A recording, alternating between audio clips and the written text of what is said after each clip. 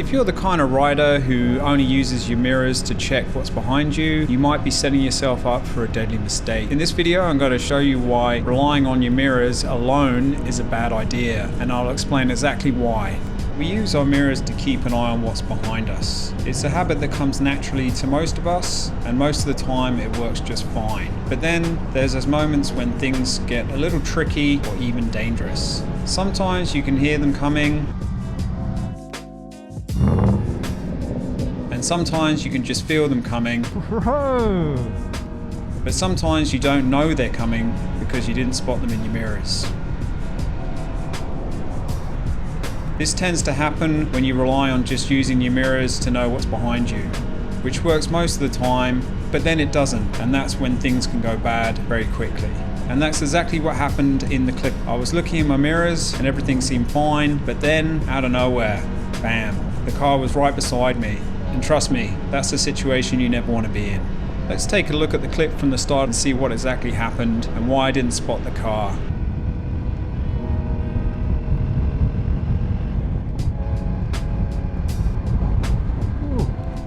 Didn't even see you.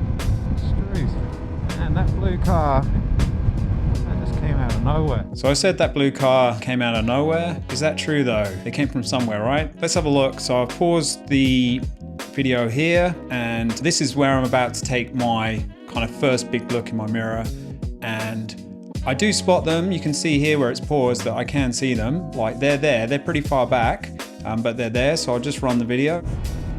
Okay, so I paused it just after I took my first look in the mirror at this point of the ride, and I've just joined on to stretch a dual carriageway, so it's 2 lanes, and you know, I'm always riding along trying to keep an eye on the person in front, check for what's behind, that kind of thing, and I'm using my mirrors pretty much to check what's happening behind me. Now you can see from this first check of the mirrors, or just after I've just paused it, just after I've done that, we can see the car. We can see it's there.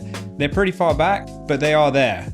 And the mistake that I made was I assumed that they were just gonna cruise along, same as me, same as the person in front. Most people do the speed limit and we all just cruise along, and those gaps pretty much stay the same.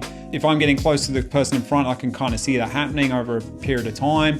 And if someone is catching up behind me, normally it's quite slow. We can actually see that they're making up ground very quickly, but I don't know this because I haven't seen them in the mirrors because I'm focusing on what's ahead of me, because normally that's where your danger is going to come from, is in front of you. Yes, you need to be aware of what's behind you, that kind of thing. And that's something I need to get better at doing as a new rider. And I hope that never happens to you either. But you know, that's why I'm highlighting this, to try and help improve both of us so that we both get better and don't have a situation like this. But I'll run the clip and you'll see they're coming up quick. They're coming up really fast. We can see them in the mirror. I'm not looking at that. I'm looking ahead, but we can see them coming up. So I'll hit play and we'll see that happening. So you can see them there.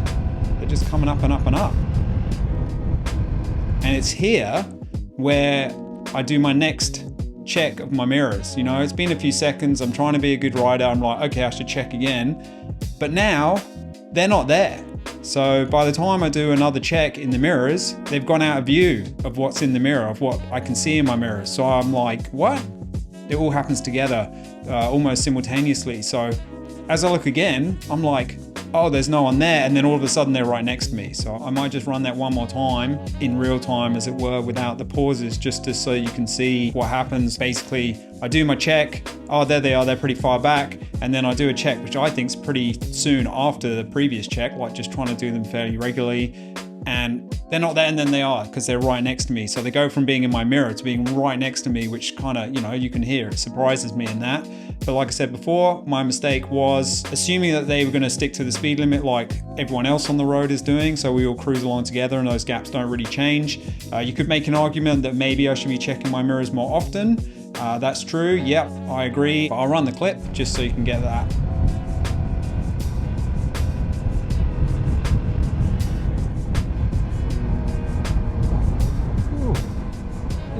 You. And that blue car, that just came out of nowhere. Yeah, got to get better at this stuff. So I guess the recaps and the takeaways are, like, you can't rely on your mirrors too much. They're a super important tool. They're a must-have on a bike, in my opinion. That's what I do use most of the time to see what's behind me.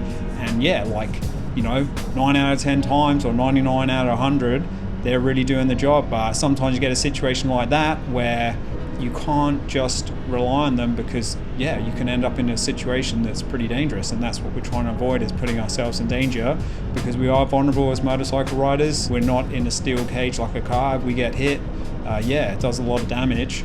So if you shouldn't just use your mirrors, what else should you be doing? I covered that in this video here. If it isn't up yet, subscribe if you don't want to miss it. Until then, I'm going to let the YouTube algorithm pick the video which it thinks you will want to watch next. It normally picks a short, so have fun with that. And thanks for watching until the end, and I'll catch you in the next one.